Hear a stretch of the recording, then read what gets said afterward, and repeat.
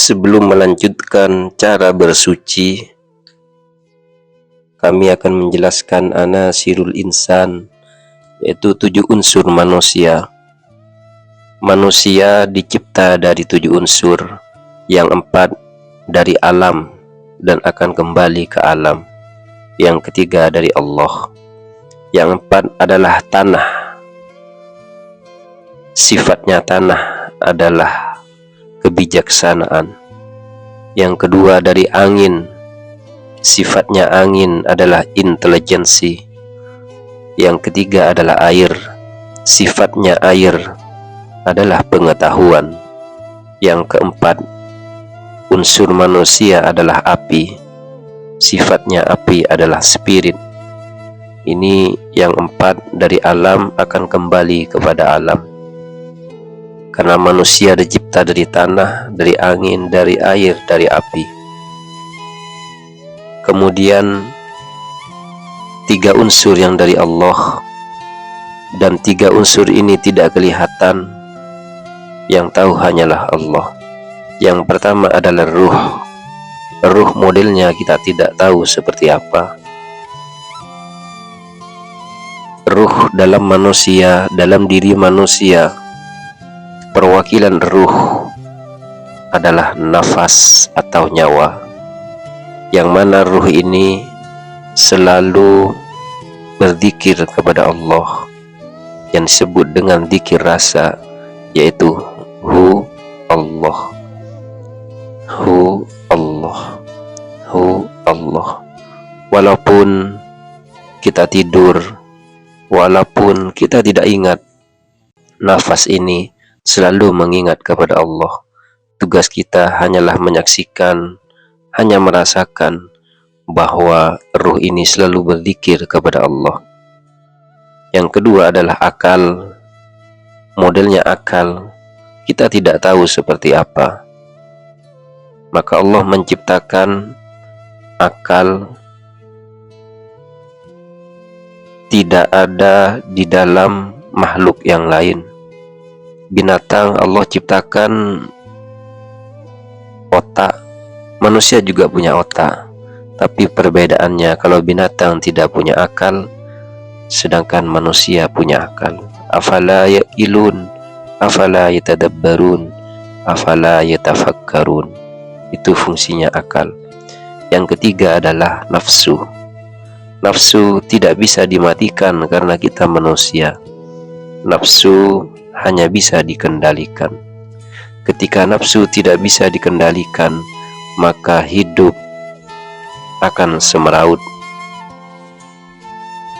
Apapun dia lakukan untuk memenuhi keinginan hawa nafsu.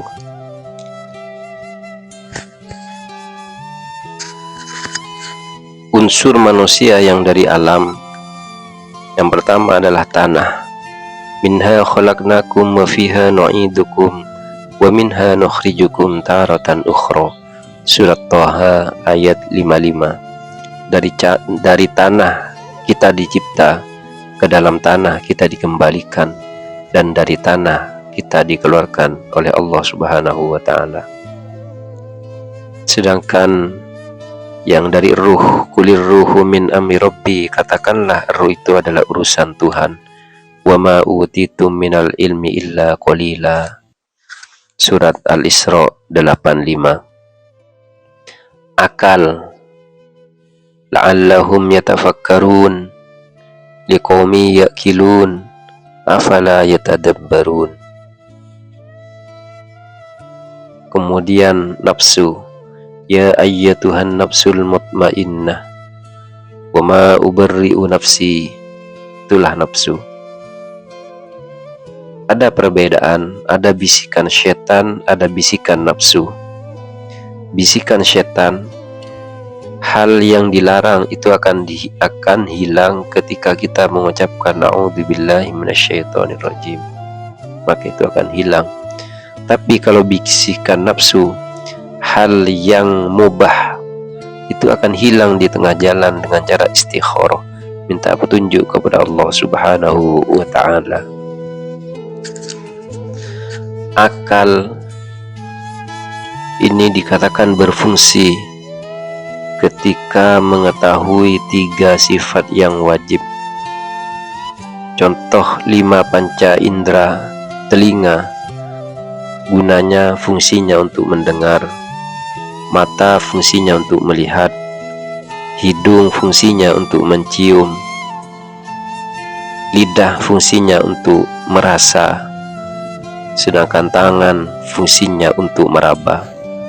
Dan akal ini dikatakan berfungsi ketika dia tahu sifat-sifat yang wajib bagi Allah, sifat yang muhal, mustahil bagi Allah, sifat yang jaiz bagi Allah, sifat yang wajib bagi Rasul, sifat mustahil bagi Rasul, sifat jaiz bagi Rasul. Kembali lagi kepada proses penciptaan manusia. Yang pertama kali diciptakan adalah Nur Nabi Muhammad. Lalu diciptakanlah Nabi Adam. Nabi Adam adalah Abul Bashar, bapaknya manusia, sedangkan Nabi adalah bapaknya ruh. Nabi Adam ketika diciptakan oleh Allah dari 4 unsur ini, yaitu tanah, angin, air, api. Allah menyuruh kepada malaikat Jibril, menyuruh kepada malaikat Mikail, menyuruh kepada malaikat Israfil, menyuruh kepada malaikat Israel. 4 malaikat ini tugasnya adalah mengambil 4 unsur ini dari berbagai alam, yaitu mengambil tanah, mengambil angin, mengambil air, mengambil api. Lalu diproseslah Nabi Adam dari 4 unsur tersebut. Ketika itu tidak bergerak, tidak apa-apa, seperti boneka. Lalu oleh Allah ditiupkanlah ruh, dikasih akal, dikasih hawa nafsu. Ketika ditiupkannya ruh, yang pertama kali muncul, yang pertama kali terucap dari Nabi Adam adalah Alhamdulillah, Alhamdulillah, terima kasih ya Allah, terima kasih ya Allah. Maka Nabi Adam diajari oleh Allah, wahai Adam, karena Nabi Adam memiliki seperti manusia, ada telinga.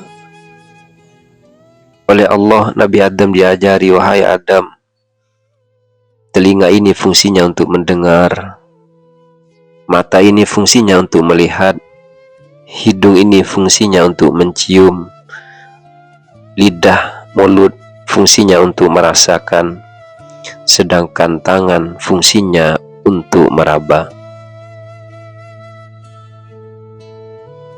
Lalu apa yang terjadi ketika Nabi Adam di surga sendirian? Ada satu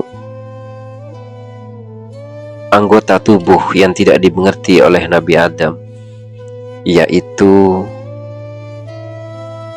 zakar, alat kemaluan. Fungsinya ini untuk apa? Lalu Nabi Adam tertidur.